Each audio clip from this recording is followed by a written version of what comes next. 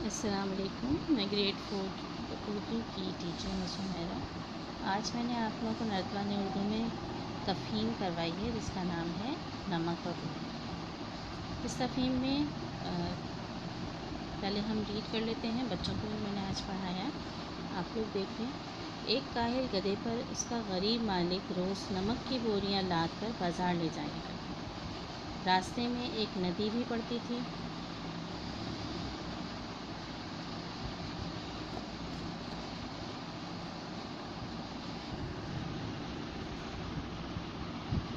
एक दिन गधे का पाँव फिसला और वो नदी में जा गिरा। नदी में गिरने के बायस उसकी पुश्त पर लदी हुई नमक की बोरियां गीली हो गईं। जब गधे के मालिक ने उसे खड़ा किया तो उसे अपना वज़न बहुत कम महसूस हुआ, क्योंकि नमक पानी में घुल चुका था। उसे यह तरीका जानकर बहुत खुशी हुई। फिर वो अक्सर ऐसा ही करने लगा। जब भी वह नमक की बोरियां लादे हुए नदी के पास से गुजरता तो जानबूझकर पानी में गिर जाता और सारा नमक ज़ाया हो जाता। आखिर गधे का मालिक समझ गया कि गधा जानबूझकर ऐसे कर रहा है और अब उसे सबक सिखाना ज़रूरी है।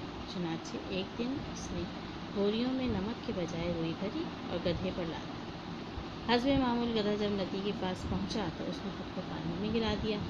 अब गधे ने उठकर चलने की कोशिश की तो उससे उठा ही नहीं गया, क्योंकि रुई ने पानी जज़्ब कर लिया था।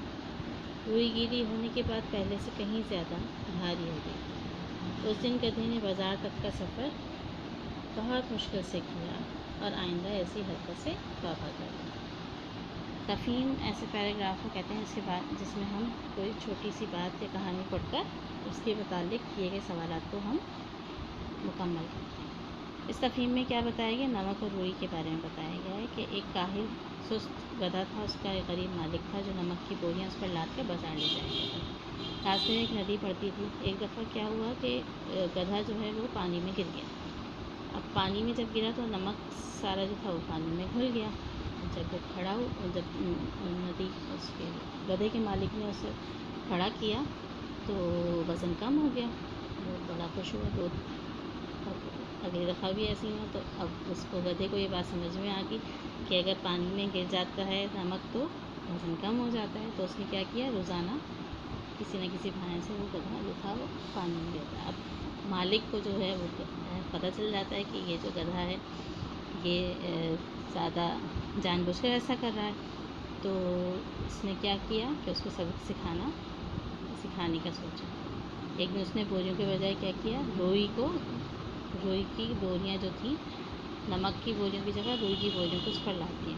इससे क्या हुआ कि वो रुई जो है पानी को अपने अंदर जज़्ब कर लेती है और भारी हो जाती है। अब जब गधा पानी में गिरा रुई ने सारा पानी जज़्ब कर लिया। अब वो खड़ा हुआ तो उससे खड़ा ही नहीं हुआ। जब बड़ी मुश्किल से वो बाज़ार तक पहुंचा और गधे को फिर यह एहसास हुआ कि आइंदा ऐसी हरकत नहीं करनी चाहिए और उसने तौबा कर ली। सफ़ा नंबर 9 पे इस इबारत से मुताल्लिक़ सवालात हैं जो मैंने आप लोगों को करवाए हैं कि गधे का मालिक उस पर क्या लादा करता था। सवाल नंबर 2 है गधे का मालिक उस पर नमक की बोरियां लादा करता था। नंबर 2 है गधे पानी में गिरने के बाद नमक की बोरियों का वज़न क्यों कम हो जाता था? क्योंकि पानी में नमक घुल जाता है, इसलिए वज़न कम हो जाता है। फिर है सवाल नंबर 3 गधे के मालिक ने उसे सबक सिखाने के लिए क्या किया? जवाब उसका है गधे के मालिक ने उसे सबक सिखाने के लिए उस पर रुई की बोरियां लाद दी थी। सवाल नंबर 4 है पानी में गिरने के बाद रुई की बोरियां वज़नी क्यों हो गई? जवाब उसका है क्योंकि रुई पानी जज़्ब कर लेती है, इसलिए बोरियां वज़नी हो गई। ठीक है, ये सारे सवालात मैंने यहाँ पर भी करवा दिए हैं। आप लोग इसको कॉपी कर सकते हैं, अपने पास नोट डाउन कर लें।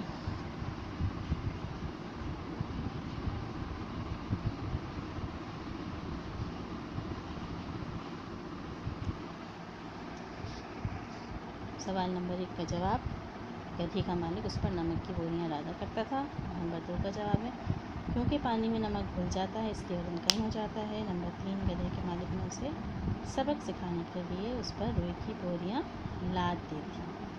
ठीक है, और सवाल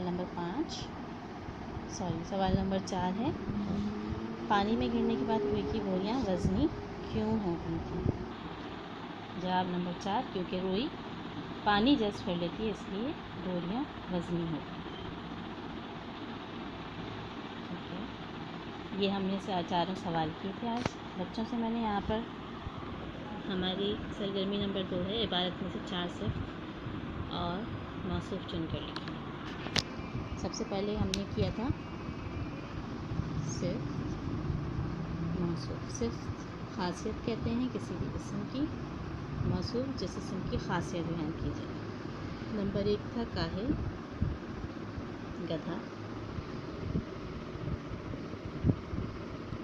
नंबर 2 गरीब, मालिक। नंबर 3 गीली, भूरी, गहरी नदी। ठीक है, ये तमाम सिफ्त और मौसूफ हैं जो सफ़ा नंबर 9 पर मौजूद हैं सरगर्मी नंबर 2। सरगर्मी नंबर 3 हमारे पास मौजूद है, उर्दू को अंग्रेज़ी में बताना है।